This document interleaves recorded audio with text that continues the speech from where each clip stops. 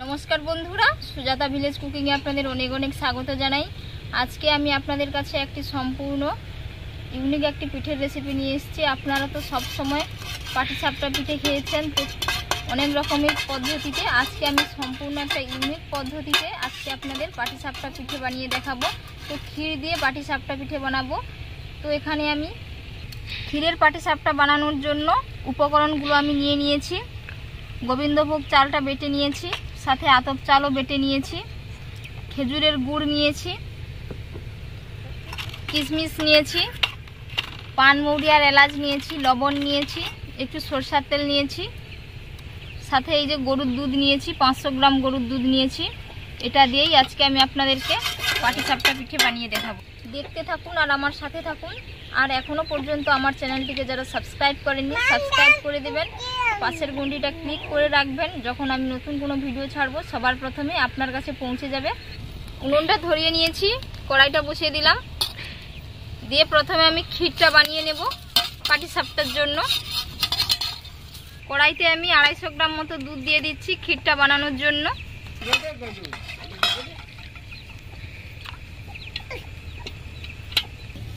জাল দিয়ে দিয়ে দুধটা আমি একটু ঘন করে নেব। দুধটা জাল দিয়ে দিয়ে অনেকটা ঘন হয়ে গেছে, এই যে বুঝতেই পারছেন নিশ্চয়ই। তো এখন আমি এর মধ্যে পানমৌরি আর এলাচ থেতলে নিয়েছি দিয়ে দিচ্ছি। পানমৌরিগুলো আস্ত আছে, এলাচগুলো একটু হালকা করে থেতলে নিয়েছি। কিশমিশ দিয়ে দিচ্ছি। এবার আমি বেটে রাখা গোবিন্দভোগ চালটা দিয়ে দিচ্ছি।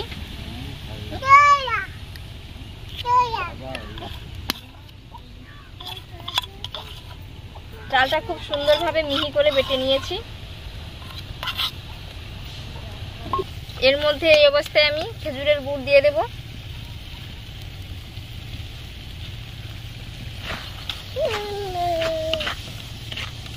এই যে পুরো ঘন হয়ে গেছে, এই অবস্থা এখন আমি নামিয়ে নেব।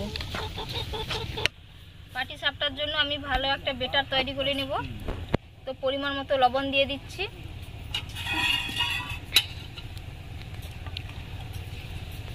পরিমাণ মতো জল দিতে হবে।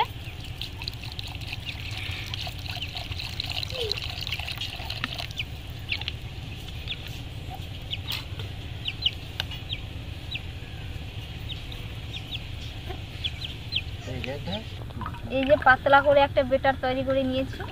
এই যে ঘনত্বটা দেখেই বুঝতে পারছেন নিশ্চয়ই কেমন হয়েছে। এরকম ভাবে বানিয়ে নিতে হবে। আমি একটা ফ্রাই প্যান নিয়েছি, এই ফ্রাই প্যানে করে বানিয়ে দেখাবো। যাদের বাড়িতে ফ্রাই প্যান থাকবে না তারা কড়াইতেও তৈরি করে নিতে পারবেন। এরকম ভাবে তৈরি করে নিতে হবে। এর মধ্যে ক্ষীর দিয়ে দিয়েছি, এবার আমি তুলে নেব।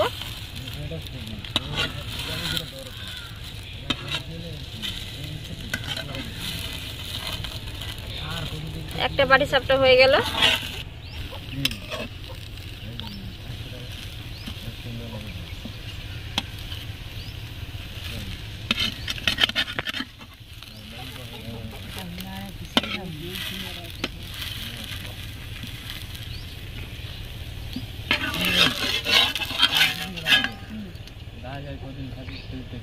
সবগুলো তৈরি হয়ে গেছে। তো এই ফ্রাই প্যানটার মধ্যে আমি এবার দুধ দিয়ে দেব।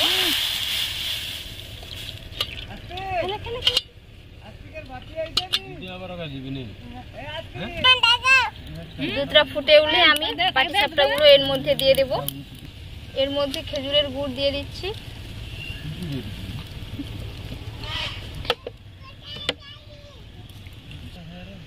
এবার একটা একটা পাটিসাপটা এর মধ্যে দিয়ে দেব।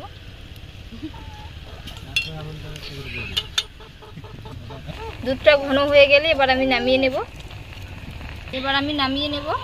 দুধটা ঘন হয়ে গেছে। এবার আমার বোনকে দিয়ে টেস্ট করে দেখাবো, বলবে কেমন হয়েছে।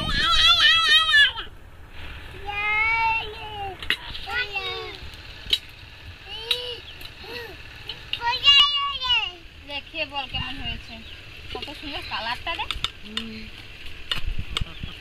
তো বন্ধুরা এইরকম আপনারা বাড়িতে ক্ষীরের পাটিসাপটা বানিয়ে খাবেন, খেতে খুবই ভালো লাগবে, অসাধারণ। তো আজকের রেসিপিটা যদি আপনাদের ভালো লেগে থাকে অবশ্যই আপনারা লাইক, শেয়ার ও সাবস্ক্রাইব করে দেবেন এবং পাশের ঘন্টিটা ক্লিক করে রাখবেন। যখন আমি নতুন কোনো ভিডিও ছাড়বো সবার প্রথমে আপনাদের পৌঁছে যাবে। ভালো থাকবেন, সুস্থ থাকবেন, ধন্যবাদ।